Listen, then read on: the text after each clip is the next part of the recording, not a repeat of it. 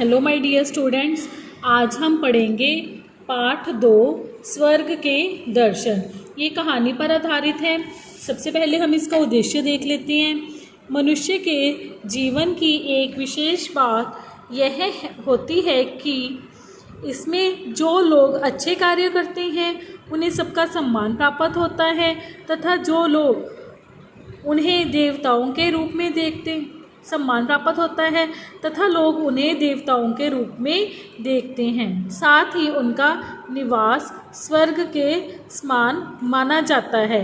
प्रस्तुत कहानी इसी विषय पर चर्चा करती है कि जो लोग अपने जीवन में अच्छे काम करते हैं सब लोग उनका सम्मान करते हैं, सब लोग उनका आदर करते हैं और उन्हें उनका स्थान जो है वो देवताओं के जैसा होता है। जैसे हम भगवान का स्थान मानते हैं वैसे ही उनका स्थान भी होता है। गंगा नदी के पास एक गांव था। उसमें एक बालक रहता था। उसका नाम था सुंदर। सुंदर को कहानियाँ सुनने का बड़ा शौक़ था। उसकी दादी जी उसे अक्सर देवताओं और स्वर्ग की कहानियाँ सुनाया करती थी। तो सुंदर नाम का एक लड़का था, तो उसको कहानियाँ सुनने का बहुत शौक़ था। तो उसकी दादी जी भी उसको स्वर्ग की और देवताओं की कहानियाँ सुनाया करती थी।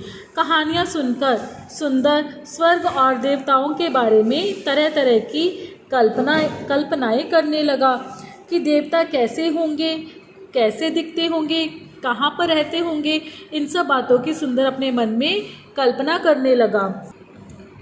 साथ ही उसके बाल मन में स्वर्ग को देखने और देवताओं से मिलने की इच्छा भी जोर पकड़ने लगी। बाल मन मीन्स बच्चों जैसा मन। तो सुंदर बालक ही तो था ना, बच्चा ही तो था। तो उसके मन में स्वर्ग को देखने की और देवताओं से मिलने की इच्छा पैदा हुई कि स्वर्ग कैसा होगा, देवता कैसे दिखते होंगे। एक दिन सुंदर के गाँव में एक पहुँचे हुए महात्मा जी आए। सुंदर अपनी दादी जी को साथ लेकर उनके पास गया। सब लोग महात्मा जी को प्रणाम करके उनसे तरह तरह की बातें पूछने लगे। सुंदर भी महात्मा जी के पास गया और साहस बटोरकर बोला, बाबा जी, मैं स्वर्ग देखना चाहता हूँ और स्वर्ग में रहने वाले देवताओं से भी मिलना चाहता हूँ। क्या आप मेरी यह इच्छा पूरी कर देंगे? तो एक बार उनके गाँव में एक बाबा जी आते हैं। तो सुंदर उनको बोलता है कि मैं स्वर्ग को देखना चाहता हूँ और स्वर्ग में रहने वाले देवताओं से भी मिलना चाहता हूँ। तो क्या आप मेरी इस इच्छा को पूरा कर दोगे? उसकी बात सुनकर महात्मा जी हंसने लगे। उन्होंने कहा, क्या मुफ्त में ही स्वर्ग देखोगे? सुंदर ने पूछा, बाबा जी, क्या स्वर्ग देखने के पैसे लगते हैं? महात्मा जी बोले, तुम सिनेमा देखते हो, सर्कस देखते हो, तब पैसे देकर टिकट खरीदते हो, फिर स्वर्ग तो बहुत बड़ी चीज़ है। सुंदर ने पूछा, स्वर्ग देखने के लिए कितने पैसे लगेंगे? मैं जमा करूँगा। महात्मा जी ने कहा, यहाँ ये पैसे नहीं चलते।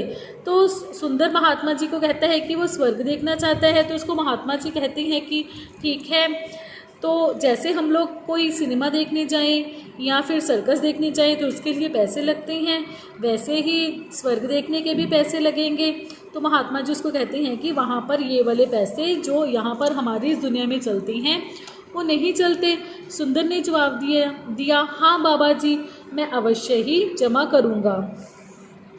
बेटा, यह एक जादुई डिबिया है। मैं यह डिबिया बाबा जी ने थैले में से डिबिया निकाली और उसे सुंदर को देते हुए कहा, मैं यह डिबिया तुम्हें दे रहा हूँ। जब भी तुम कोई अच्छा काम करोगे तो इस डिबिया में 1 रुपया आ जाएगा, परंतु यदि तुम कोई बुरा काम करोगे तो 1 रुपया कम हो जाएगा। सुंदर ने डिबिया ले ली। उसने महात्मा जी को प्रणाम किया और अपने घर पर चला आया। ठीक है, तो महात्मा जी जब सुंदर को डिबिया देते हैं तो वो डिबिया ले लेता है, महात्मा जी को प्रणाम करता है और अपने घर पर चला आता है। उसने मन ही मन संकल्प कर लिया कि अब मैं हमेशा अच्छे काम ही करूँगा। अगले दिन सुंदर स्कूल जाने लगा तो उसकी माँ ने उसे 2 रुपये दिए। सुंदर ने उन रुपयों से केले खरीदे। उसके स्कूल के बाहर एक बच्चा रो रहा था। उसको भूख लगी थी। सुंदर ने उस बच्चे को प्रसन्न भाव से वह 2 रुपये 2 केले दे दिए। रात को सुंदर स्कूल से घर आया तो सुंदर ने देखा कि उसकी डिबिया में 2 रुपये आ गए हैं। ठीक है, तो जब सुंदर स्कूल से वापस घर पर आता है तो देखता है कि उसकी डिबिया में 2 रुपये जमा हो गए हैं। सुंदर ने सोच लिया कि अब वह किसी से झगड़ा नहीं करेगा, हमेशा दूसरों की मदद करेगा, किसी पर गुस्सा नहीं करेगा। क्योंकि उसने अपनी बहन से झगड़ा किया होता है तो उसके जो डिबिया में से 1 रुपया कम हो गया होता है, तो अब वह सोचता है कि वो अब किसी से झगड़ा नहीं करेगा, किसी को बुरा भला नहीं करेगा और किसी पर भी गुस्सा नहीं करेगा। धीरे धीरे सुंदर का स्वभाव बदल गया। दूसरों को तंग करना, किसी की चीज़ लेना और किसी से झगड़ा करना, अब ऐसा कुछ भी करने का उसका मन नहीं करता था। अच्छे काम करने में वह सबसे आगे रहता था। वह सबकी मदद करता था, स्कूल में बच्चों की मदद करता था और घर के कामों में भी वह अपने माता पिता की सहायता करता था। घर में माता पिता, बहन और दादी सबके काम करता था। वह कभी नहीं सोचता कि ऐसा करने से उसे क्या मिलेगा। अब तो वह जादू की डिबिया को रोज़ खोलकर भी नहीं देखता था, क्योंकि अब सुंदर का स्वभाव बन गया था अच्छे काम करना, सबकी सहायता करना।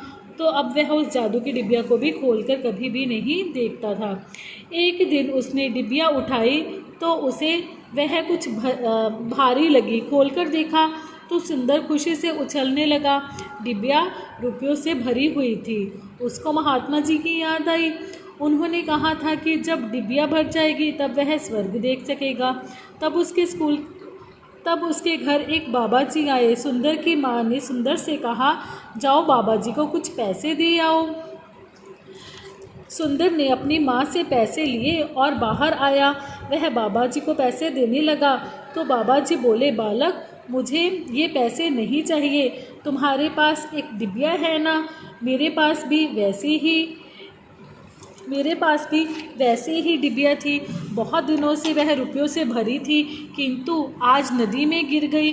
सुंदर झट से अंदर गया और वह डिबिया ले आया। तो बाबा जी आकर उसको डिबिया मांगते हैं और कहते हैं कि मेरे पास एक डिबिया थी लेकिन वो नदी में गिर गई, तो अब तो मुझे अपनी वाली डिबिया दे दे। बाबा जी को डिबिया देते हुए कहने लगा, बाबा जी, यह डिबिया तुम ले लो।